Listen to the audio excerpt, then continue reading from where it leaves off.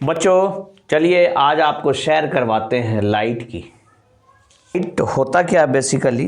Light एक form of energy है। Light जो है एनर्जी का एक फॉर्म है। दूसरा चीज़ है लाइट जो है पावर देता है। पावर ऑफ विजन मीन्स बिना लाइट के, विजन का मतलब देखना, बिना लाइट के किसी भी चीज़ को नहीं देख सकते हैं।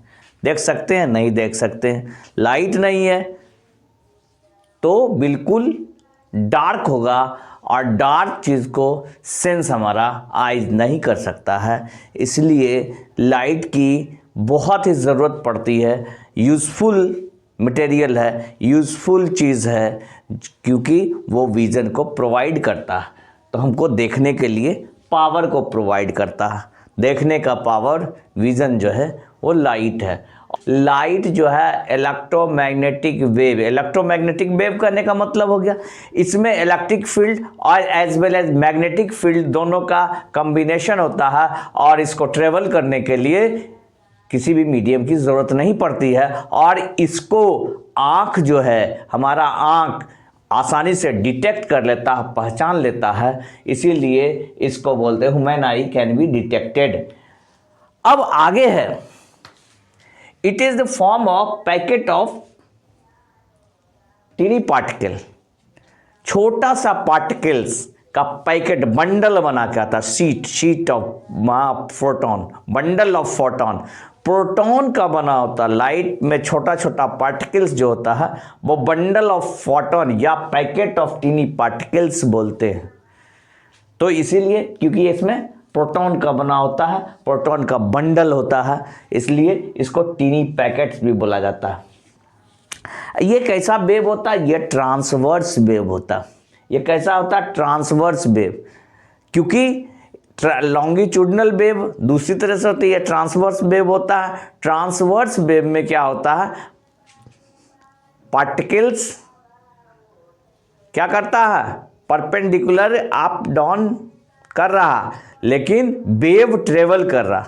जो कॉज है वो परपेंडिकुलर अप डाउन करेगा और वेव जो है जनरेट होकर के आगे बढ़ता जाएगा। इसलिए ये ट्रांसवर्स वेव इसको होता है थ्रू ए वैक्यूम। ट्रांसवर्स होने की वेव की वजह से ये वैक्यूम में भी ट्रेवल कर जाता है। अब उसके बाद लाइट जो ट्रेवल करता है वो उसकी स्पीड जो होती है 3 × 10⁸ मीटर पर सेकेंड।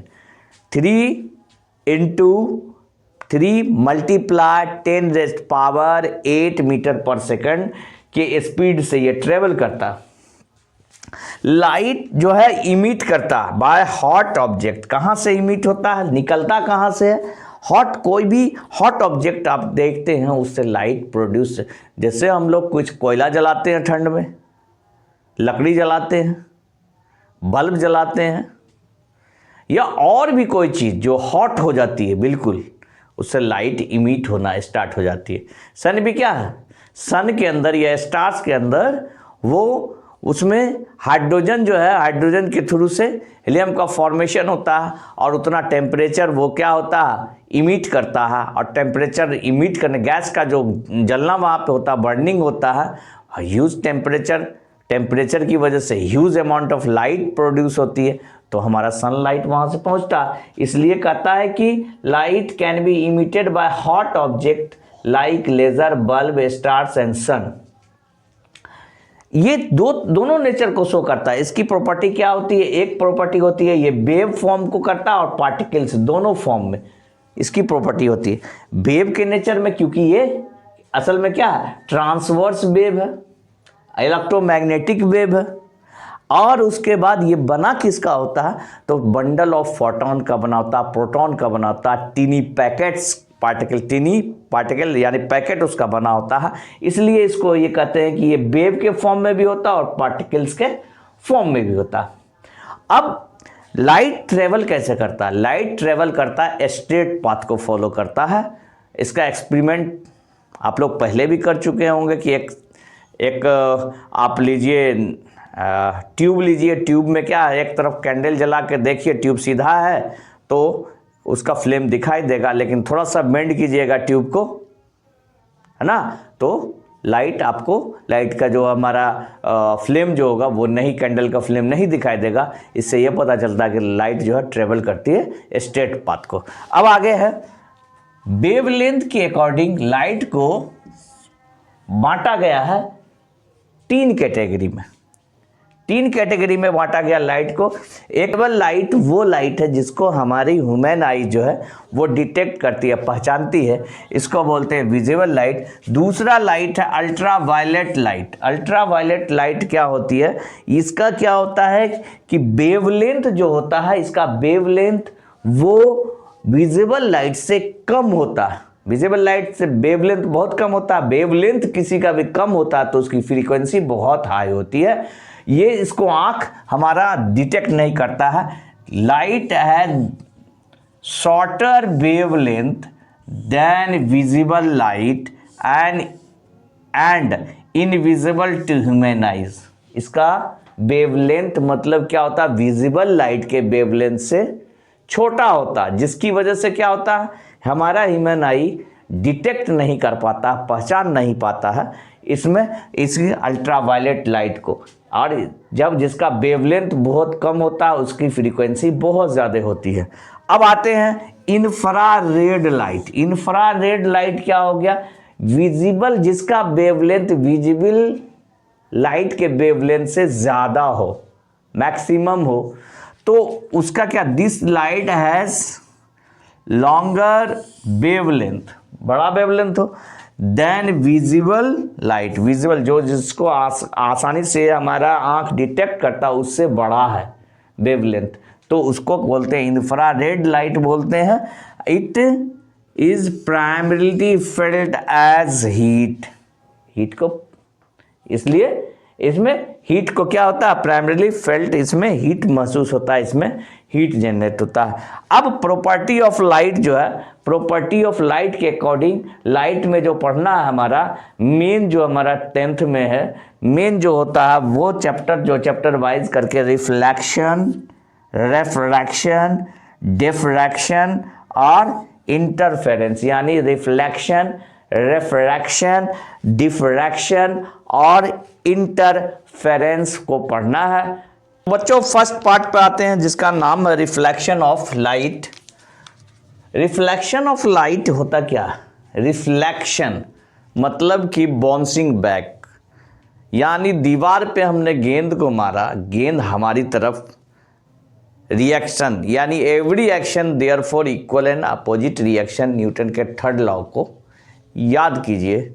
उसी तरह से जिस तरह से गेंद को हमने दीवार पे मारा, बॉल को स्ट्राइक किया दीवार पे, दीवार भी इक्वल अमाउंट का फोर्स लगा करके उसे हमारी तरफ भेजता है।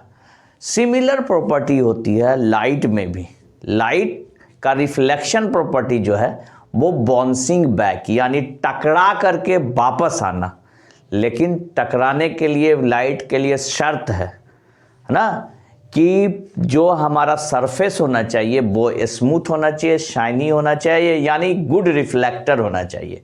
तो bouncing back of light from A reflector, good reflector is called reflection of light.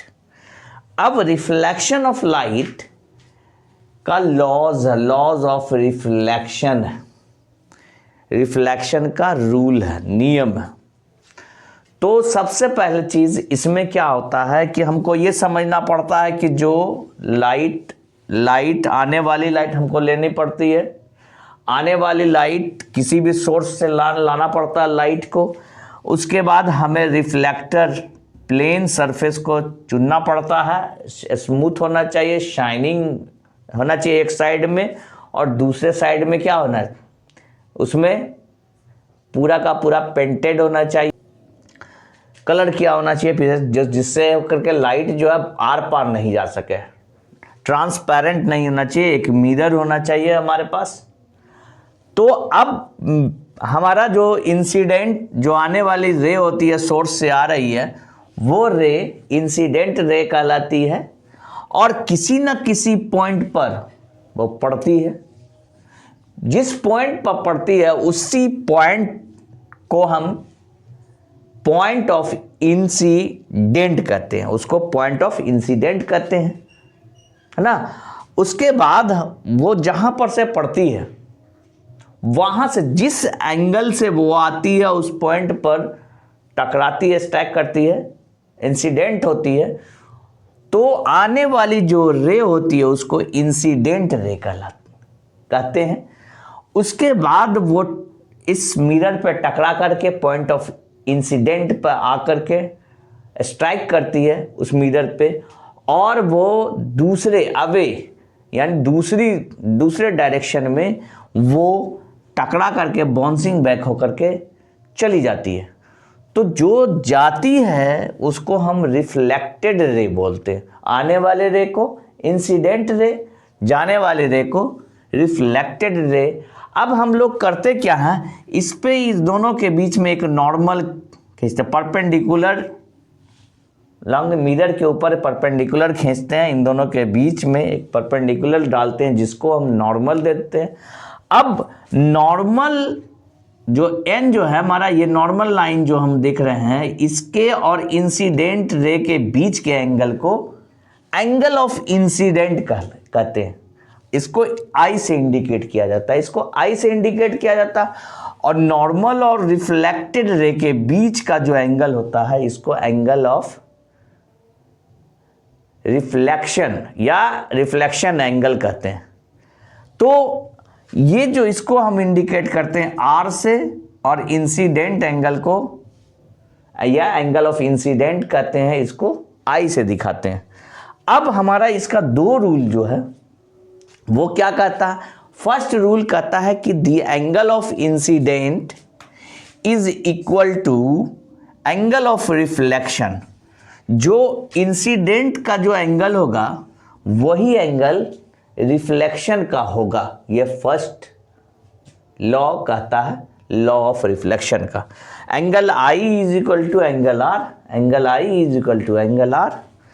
Second law कहता है इंसिडेंट रे,